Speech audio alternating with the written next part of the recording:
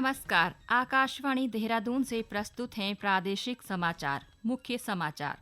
मुख्यमंत्री पुष्कर सिंह धामी ने कहा है कि प्रदेश की सरकारी जमीनों से अवैध अतिक्रमण हटाने की कार्यवाही जारी रहेगी।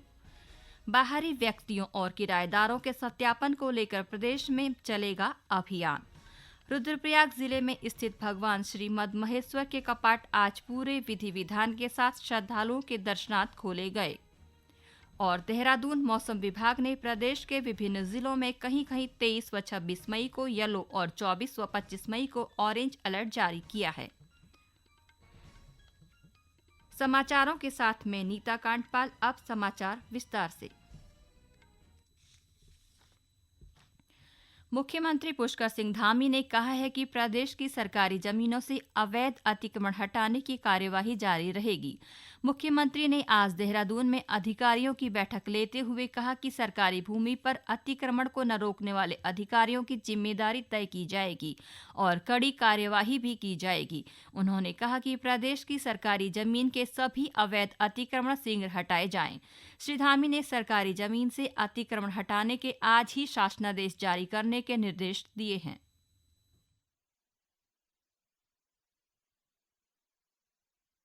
अतिक्रमण जहाँ पर भी होगा, सरकारी भूमि पर जो भी अतिक्रमण होगा, उसको सभी से हमने कहा था कि स्वतः ही अपना जिन्होंने अतिक्रमण किया है हटा लें, अन्यथा प्रशासन उनके अतिक्रमण को हटाने का काम करेगा। और इस क्रम में अतिक्रमण हटाने की कार्रवाई लगातार जारी है और ये तब तक जारी रहेगी जब तक पूरी तरह से सरकारी भूमि से अतिक्रमण मुक्त नहीं हो जाता।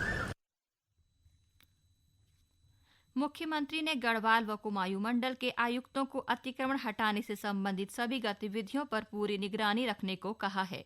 बैठक में बताया गया कि वन विभाग अब तक 455 हेक्टेयर क्षेत्र में अवैध अतिक्रमण को हटा चुका है। प्रधानमंत्री नरेंद्र मोदी को फिजी और पापुआ न्यू गिनी के सर्वोच्च नागरिक सम्मान से सम्मानित किया गया। श्री मोदी को फिजी के प्रधानमंत्री सितिवेनी राबुका ने उनके वैश्विक नेतृत्व के लिए companion of the order of Fiji से सम्मानित किया। श्री मोदी ने एक ट्वीट में इस पुरस्कार के लिए श्री राबुका के प्रति आभार व्यक्त किया। पापुआ न्यू गिनी के गवर्नर जनरल बोब डाडे ने श्री मोदी को सर्वोच्च नागरिक पुरस्कार grand companion of the order of लोगोहू से सम्मानित किया। प्रधानमंत्री नरेंद्र मोदी ने आज पोर्ट मोरेस्बी में पापुआ न्यू गिनी के प्रधानमंत्री जेम्स मरापे के साथ हिंद प्रशांत द्वीप समूह मंच FIPIC की तीसरी शिखर बैठक की अध्यक्षता की।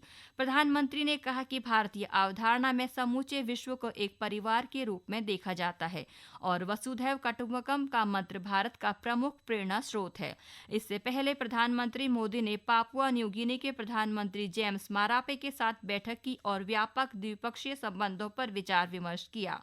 वहीं प्रधानमंत्री अपनी यात्रा के तीसरे चरण में 3 दिन की यात्रा पर आज ऑस्ट्रेलिया पहुंचे। आज से 2000 रुपए के नोट बदले जा रहे हैं। भारतीय रिजर्व बैंक ने कहा है कि आम लोग बिना कोई पर्ची भरे बैंक से एक समय में 2000 रुपए के 10 नोट बदल सकते हैं। रिजर्व बैंक ने स्पष्टीकरण देते हुए कहा कि 20,000 रुपए तक बदलने के लिए कोई पहचान पत्र जमा कराने की आवश्यकता नहीं है। लोग इस वर्ष 30 सितंबर तक 2000 रुपए के नोट अपने बैंक खातों में जमा करा सकते हैं या इन्हें अन्य नोटों से बदल सकते हैं।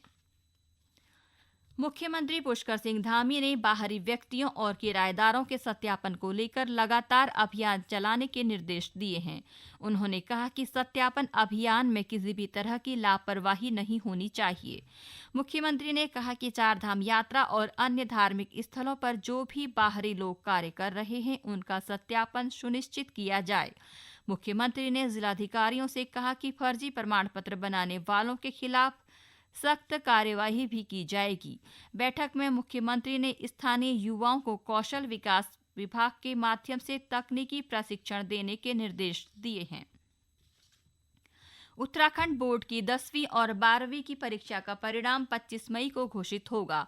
शिक्षा विभाग के अधिकारियों ने परिणाम जारी करने की सभी तैयारियां पूरी कर ली हैं। बोर्ड की लिखित परीक्षाएं 16 मार्च से 6 अप्रैल तक हुई थी। हाई स्कूल में 1,32,000 से अधिक और इंटरमीडिएट में 1,27,000 से अधिक छात्र छात्राएं पंजीकृत हैं। परीक्षा के लिए राज्य भर में 1,253 परीक्षा केंद्र बनाए गए थे।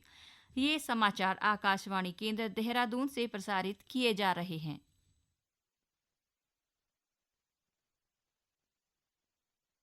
राष्ट्रीय पोलियो चक्र 28 मई 2023। नमस्कार। भारत की पोलियो से जीत की कहानी बड़े बड़े शब्दों में लिखी जाएगी, पर इस जीती हुई लड़ाई को कायम रखने के लिए हमें अपने प्रयासों को जारी रखना होगा तब तक जब तक दुनिया से पोलियो का खतरा पूर्ण रूप से टल न जाए। खतरा है बरकरार, इसीलिए पोलियो की खुराक पिलाना है हर बार। 2 बूंद हर बार, पोलियो पर जीत रहे बरकरार। जन्म से लेकर 5 साल तक पोलियो खुराक पिलाना है हर बार। राष्ट्रीय पोलियो चक्र 28 मई 2023।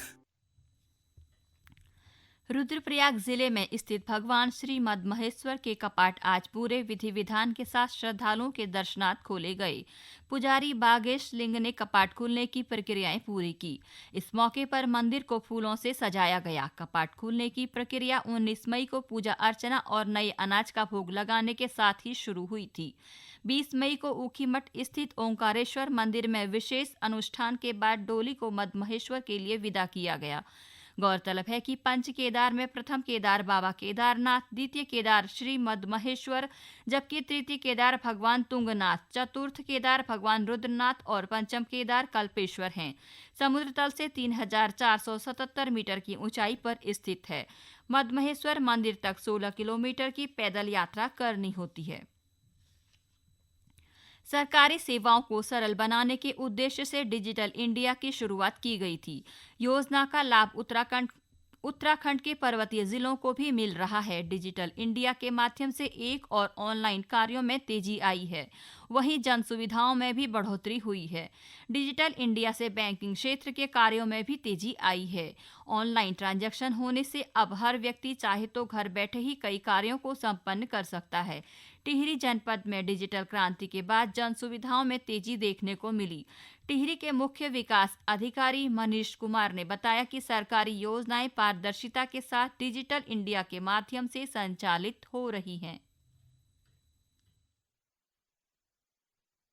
देखिए, डिजिटल इंडिया के तहत जैसा आपको विदित होगा, जितने भी सरकारी स्कीम्स हैं, हम लोग अधिकतर केसेस में जो ट्रांजैक्शंस हैं वो डिजिटली हो रहे हैं। या तो ईबीपीएस के माध्यम से हो रहा है अथवा ऑनलाइन मोड से ही पीएफएमएस के माध्यम से हम लोग कर रहे हैं यहाँ पर। इसमें हमारी तमाम महत्वाकांक्षी स्कीमें, जिसमें एमजी नरेगा है या फिर प्रधानमंत्री आवास योजना है या अन्य सभी योजनाएं जो हैं आज की डेट में पारदर्शिता को सुनिश्चित करने के लिए ऑनलाइन और डिजिटल मोड में की जा रही है। अंतर्राष्ट्रीय जैव विविधता दिवस के अवसर पर नैनीताल में आज एक कार्यक्रम का आयोजन किया गया। केंद्रीय रक्षा एवं पर्यटन राज्य मंत्री अजय भट्ट कार्यक्रम में उपस्थित स्कूली छात्र और लोगों को पर्यावरण संरक्षण सहित जैव विविधता के बारे में जानकारी दी। इस विषय पर स्कूल में पोस्टर और अन्य प्रतियोगिताओं का भी आयोजन किया गया। केंद्रीय राज्य मंत्री अजय भट्ट ने स्वच्छ भारत मिशन पर जोर देते हुए अंतर्राष्ट्रीय जैव विविधता दिवस पर पर्यावरण को बचाने की मुहिम में सबको शामिल होने की अपील भी की। वहीं उत्तरकाशी जिले के राजकीय इंटर कॉलेज भंकोली के इको क्लब के छात्रों ने विश्व जैव विविधता दिवस पर विभिन्न प्रतियोगिताएं आयोजित की। विजेता छात्र छात्राओं को पुरस्कार देकर सम्मानित किया गया। इस मौके पर सुबह सुबह बर्ड वॉचिंग का अभ्यास भी किया गया। टिहरी जिले में 2 अलग अलग सड़क दुर्घटनाओं में 2 लोगों की मृत्यु हो गई। चंबा कोटी कॉलोनी मार्ग पर नैल गांव के पास सुबह एक कार दुर्घटना में एक शिक्षिका की मौत हो गई, जबकि दोपहर में चंबा ऋषिकेश मोटर मार्ग पर बैमर के पास सेना का ट्रक पलट गया। ट्रक के नीचे दबकर एक सैनिक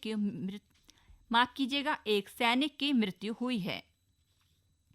देहरादून मौसम विभाग ने प्रदेश के विभिन्न जिलों में कहीं कहीं 23 व 26 मई को येलो और 24 और 25 मई को ऑरेंज अलर्ट जारी किया है।